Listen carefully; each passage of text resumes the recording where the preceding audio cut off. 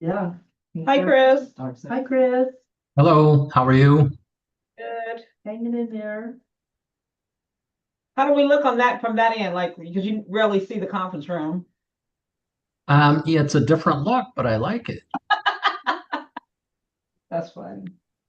So Kimberly, I don't know if you know, or just a reminder that Greg will have to chair the meeting since he's in person. Okay. So whenever you're ready, I think everybody's here. Eric's on his way out now. 3 o'clock. Okay. Did you want to wait 5 minutes for Eric? No. Yeah. No, we should. Is he almost here? No, I think we should be good. Yeah, we'll go. Yeah, I think we could start. All right, so we'll call the policy committee to order at 3 o'clock. You can roll call, no, right? No, I No, don't want to yeah. see him. So item B is the agenda. You can make a motion. Make a motion to approve the agenda. Nice. And You can, oh yeah, you guys can participate too. Mhm. So Kimberly seconded, any further discussion? All in favor, say aye. Any opposed? Abstentions? All right, item C is the meeting minutes from the March 11th, 2026 meeting. Any corrections, questions? I approved the Move to- approval of the minute. a second. Thanks, Kimberly. Any further discussion? All in favor, say aye. Aye. Aye. Any opposed? Abstentions? Item D is public comments. This time, comments from the audience may be made on items not listed on the agenda that are of public interest and within the subject matter jurisdiction of the district. The committee has a policy of limiting speakers to no more than 3 minutes. The committee cannot take action on items not listed on the agenda. Public input may be offered on agenda items when it comes up for discussion and/or action. Any public comments submitted? No public comments. No public comments. All right, moving on to item E, old business is the California Special District Association Special District Legislative Days update. At least that's the two people on the screen. Yeah. Ready? So yes, so our trip to Sacramento began Monday. This was a little separate from CSDA and we'll provide more of an update. We visited some of our local legislative offices. And so we met with the office, well, with Assemblymember Jeff Gonzalez, and this was along with Tish. So with his office, with Assemblymember Greg Wallace, and we also met with Senator Padilla as a staff member. That was Monday. And then yesterday, that's when CSDA began. It began with a breakfast, and they announced or awarded a Legislator of the Year, which was Assemblymember Ransom. And then they gave us a legislative update, and then a briefing on some of the bills that they were going to deploy us to the Capitol so that we can go advocate for them. There was a couple of AI bills, and so we partnered up with members from other special districts from the Coachella Valley. And so we went to Senator Ochoa Bo's office. We went to Senator Sayardo office, and then we met again with Assemblymember Greg Wallace. So that was yesterday, and then today they also had some updates on like the budget process, and then it concluded. I'm not sure if you want to add anything or some more details. I will be providing like more of a summary in writing, but just we're just ending the day with CSDA here up in Sacramento. Chris, is there anything that you'd like to add? No, that summarizes it really well. This is my first experience with the CSDA legislative days, and it's actually been very rewarding. It's been, great opportunity to meet with some of the legislators, get to hear a little bit about what their efforts are, and to be able to communicate, like Kimberly said, regarding some of the bills that CSDA had asked us to try to communicate with the legislators regarding, especially the AI bills that CSDA is opposing, that really would impact our, not that we use a lot of AI in our our workspace, but maybe we will in the future. But it's really could impose a lot of limitations and restrictions on the ability to use AI in our work environment. So those were a big focus area. And then one of the items they think is coming up is related to the high-speed rail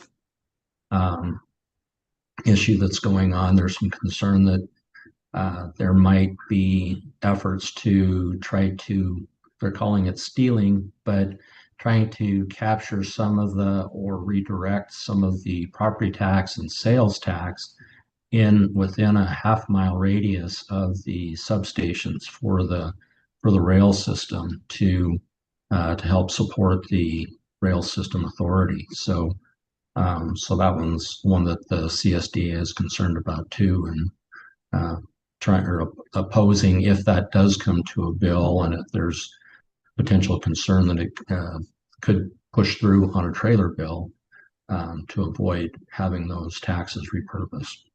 I can't ever see that happen. I mean, the CSAC, the California, State Association of Counties would never go for that bill.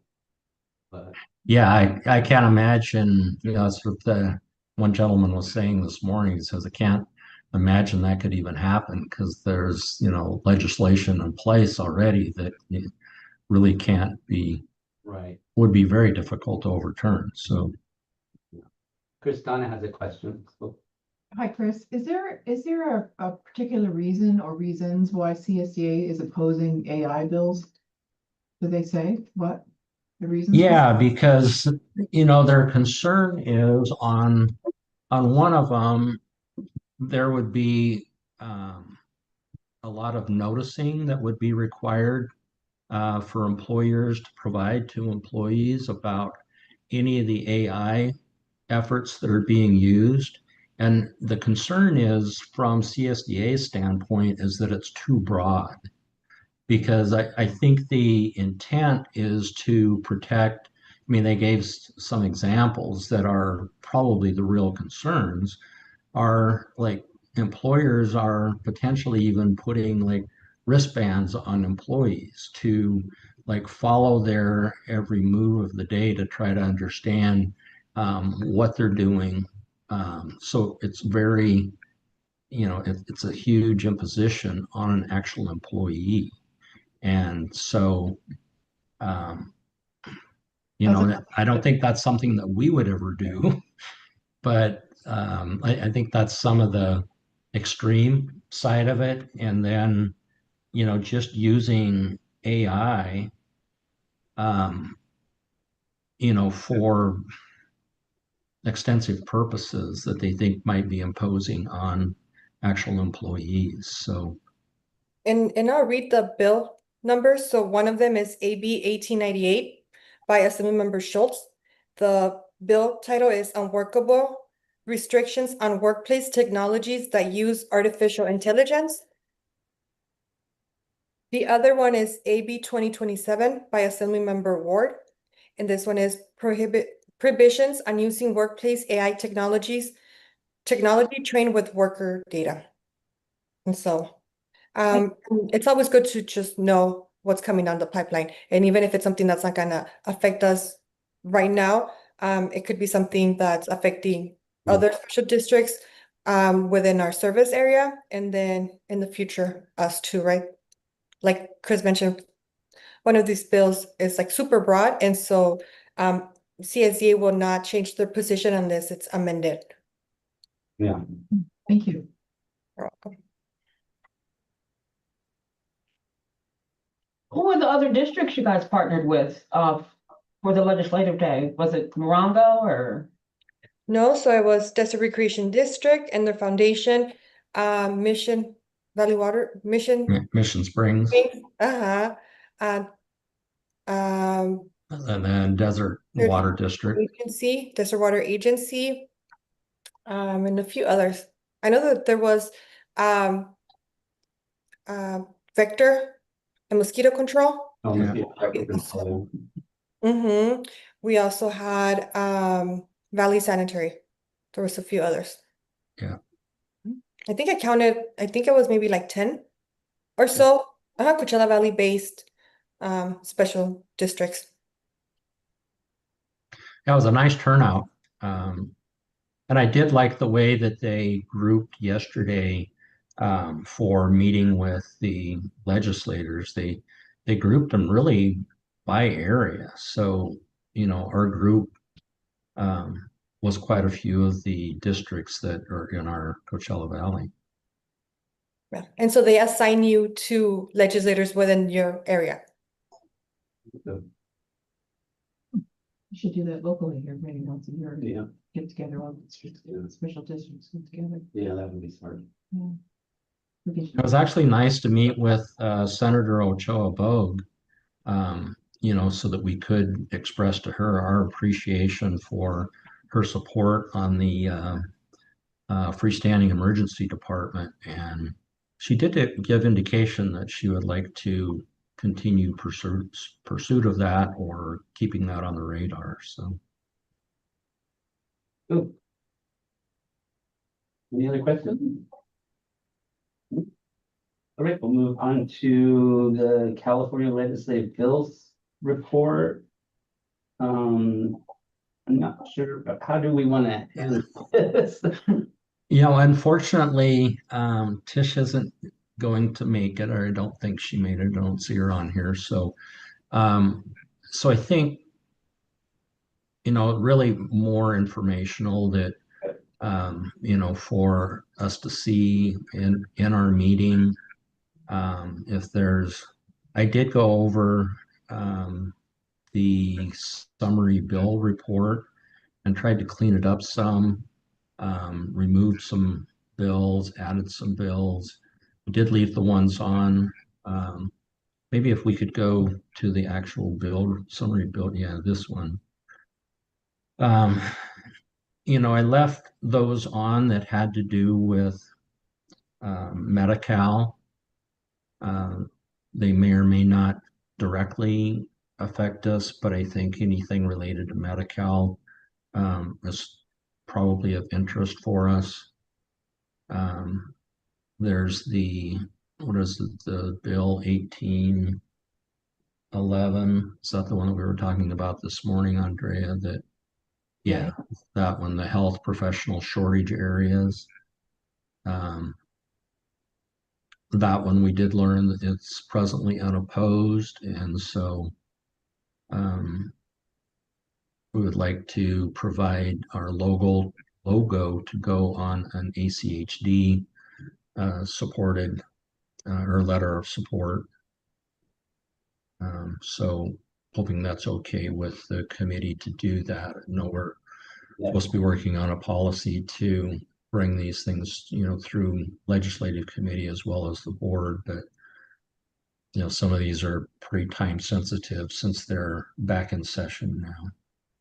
What I would like to see is included within these summaries or reports is if there's any like known opposition and also known and strong support. I think it would be good as we're weighing in on whether or not we're going to support them. Some of these bills are great bills. Some of these bills at some point might be controversial where our support doesn't make a difference, but I think that I'm always, good at making a stance on a yes or no. And so just adding a little bit more information on the bill will be helpful for us to determine at what level of engagement will be, within. Okay. And Tish was also providing some fact sheets on each of them.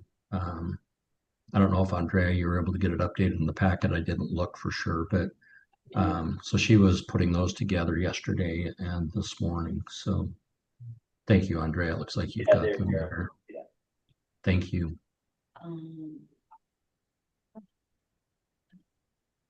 Since there were like some of these were added last minute, I didn't anticipate we're able to like vet them fully. So that they're Right. So they're in the packet for, informational purpose and can have them reference to them and transparency to the public as well. And so, yeah, like these fact sheets are like super useful, right? Because it gives you like full list of who's Who's supporting supporting or not. and Yeah, we'll try to ensure that we have those then for each of the bills that are being presented. thank you. Mhm. And I'm sorry, I skipped the first item under new business, which was the developer group memo, but that's just a simple memo describing how we come about support and so, Right. Yes. but do we wanna, I mean, are we looking to, like, for the next legislative committee is to determine whether we want to support or oppose some of these? So some of these, I think we're gonna be able to like take a position on them before our next committee. Okay, And so I think it's just for review. When we do, we'll hope if like staff would just let us know, right? Oh. Like what's sent or just share with the board. Mhm. yeah, because some of them are pretty no-brainers on what we would support anyway, so. Yeah. So my question is, should we actively provide a letter of support? And I can run that through, maybe the board meeting. I don't know if that's too far out. It might be, but I think or we at least- Tish's recommendation, right? Like the like top priorities or like as we're moving along the legislature. There's a whole bunch of bills and like I don't want to provide some sort of direction and like ask staff to, right. provide 25 letters of support. Right. Yeah, I think it's exactly. important for Tish to give us some guidance on like some of those like top bills. Yeah. Mhm. And Andrea, if you could put that back up for just a minute. One of the things that Tish did add this time to that report. She's asking if we want to Yeah, go in so person to like you can see up above there, you can see position, it says under review. So she hasn't given any recommended position or anything. There are others that she has indicated But under Hi, support for. ACHD or? Carol's asking. This is Tish, our lobbyist representative. So there's others that say support, Are there any that recommend? yeah, recommend support of the HIPSA one. So what's the The answer? role. Do we need to go on record to support these bills? These are not CSDA related. These are strictly associated with our lobbyist firm. Now, there will be a PDF that we could provide that was coming from the CSDA. And what I'll do is ask Tish if maybe we can combine some of those into this report, just so that we're watching them and seeing either that, or we could provide this separate CSDA report. We'll take a look at it and see, but we'll make sure that the report that came from CSDA, the bills that they're following, there's like 1,800 bills in the assembly right now. So a lot to try to dissect and follow and decide what's, important to our healthcare district.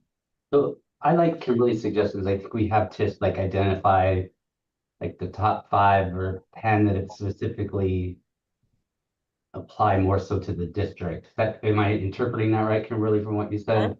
Yeah, and then send on that. I don't think we need to send on every single bill. It's not, germane to our work. I would also say that bills from local legislators Yeah, and those that affect our area and neighboring districts, would have some sort of like high priority. yeah, I agree. Because I think Assemblyman Gonzalez has a couple healthcare bills. Yes. He did mention one on creating some sort of pathways or career pathways for caregivers.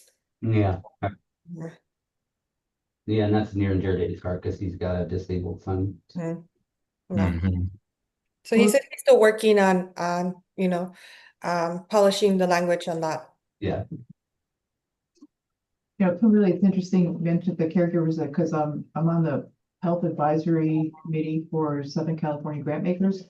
And we think of topics for this coming year, and one of them was about caregivers and the lack of and the work and the educational path and stuff too, so, Mhm. yeah. I believe that Tish got us, we had asked for the fact sheet on that bill, just to get a little bit more information. And so, just a few, right? Like, I made a few questions such as like, have you had a conversation with IHSS, with like the schools, right, systems, to see if we're, again, he said that he's still developing the language. So I'm hoping to get a little bit more details.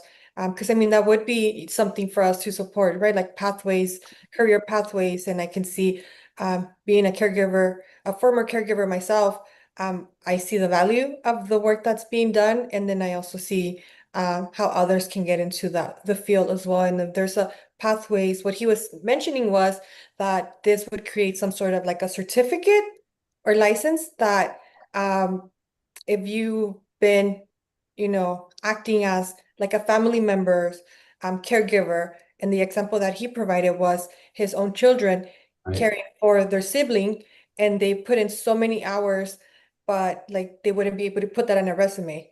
And so within this bill, or the intention would be to create some sort of certificate.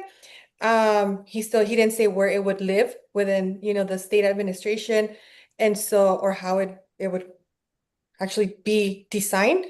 But I guess his intention is that these students at the high school level can actually graduate with some sort of like certificate saying like I've had, all this experience as a caregiver, and so that they could just become a little bit stronger candidates in the workforce.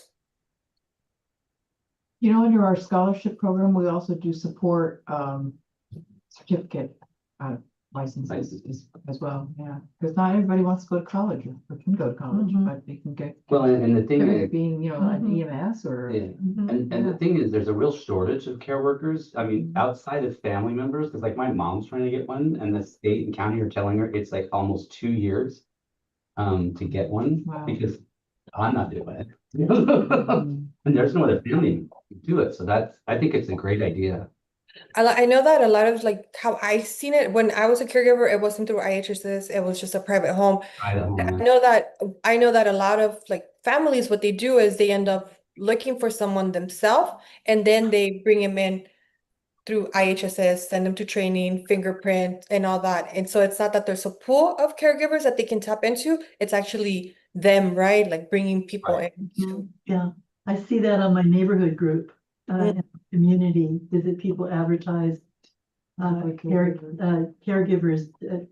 and then we'll get you licensed. Yeah. You have to vet them, Mhm. background check and all that stuff. What's IHSS? In-home support In-home services. Support services. the county member. Mhm. So let me ask this question for clarification purposes. So I see a lot of these bills as just good to watch.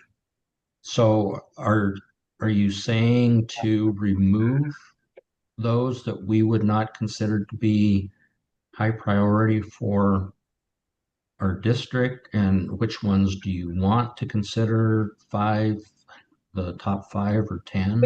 When you say remove, are you talking like removing from the list or removing Yeah, from like, I believe that you should still share them with us, whatever update. yeah. And then just identify, I wouldn't want to create a cap like, oh, we're only going to do top 5. I think that this is why, we're going to lean on Tish for her to actually tell us, right? Like, hey, like these are like top bills, right? And some of these bills might change. And so in a couple of weeks, it could be like, hey, this bill was a low priority, but there were some amendments, and like I want to make sure that I bring it to your attention. Mhm. So maybe. Do we want to give feedback as to what we think are our top 5 or? I'm not in a position to vet the list. It's like what, 20 some pages? Like, I'm not in a position to vet the list at the moment. Okay, But if you do want to start, again, I think that I'm gonna do a little plug here where like, hey, like if we had someone just within our district working on legislation, that this would be within their purview, right? To vet these bills and actually identify the ones that they believe, align the strongest with the district. And our strategic plan. okay, well, I'll work with Tish on like a first go round of what we think would be the top 5, and then you guys can give. I mean, it's almost tough to wait a month on these things, but we could, I guess we could prioritize them then for next month, and then you guys can give feedback on what you think, if those make sense or. And if there's some that cannot wait till next month, share them with us, please. Absolutely. Thank you. Yeah, and I agree with Kimberly on not dropping them off. I think, if in the future, like if we have a report and like Tish has identified the 5 to 10 that are the top priority, have those at the top and then have a section of bills to watch. I'll check with her on this to see if they can be reprioritized. I'm thinking they're in numerical order, but Yeah, they are. They are. so I'll have to see, what we can do with prioritizing or shifting them, but I'll work with Tish on that.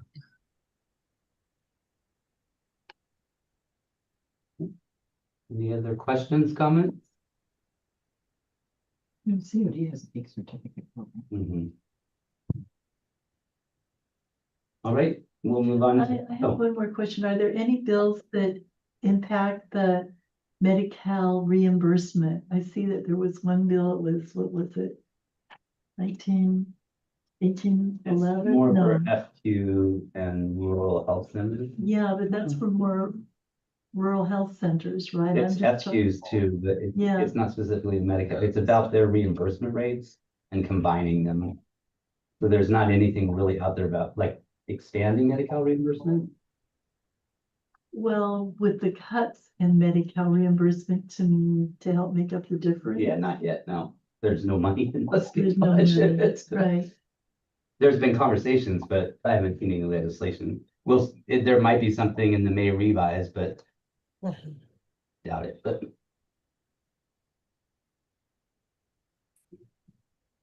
Okay, now we'll move on to item G as committee member comments. Any comments from anyone? Do we have any legislation that we want to introduce? I think it was too late this session. True, this is true. So my only comment is thank you both for being there, representing us. Of course, we're doing a really good job.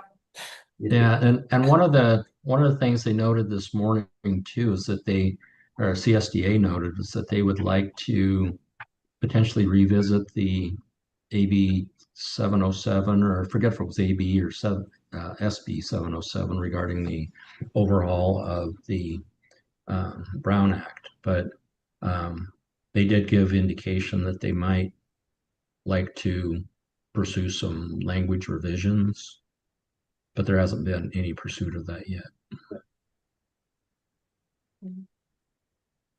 Well, thank you, everybody. Yep, thank you. We'll adjourn the Thank you. meeting at Bye. 3:28. Thank you. All righty, bye.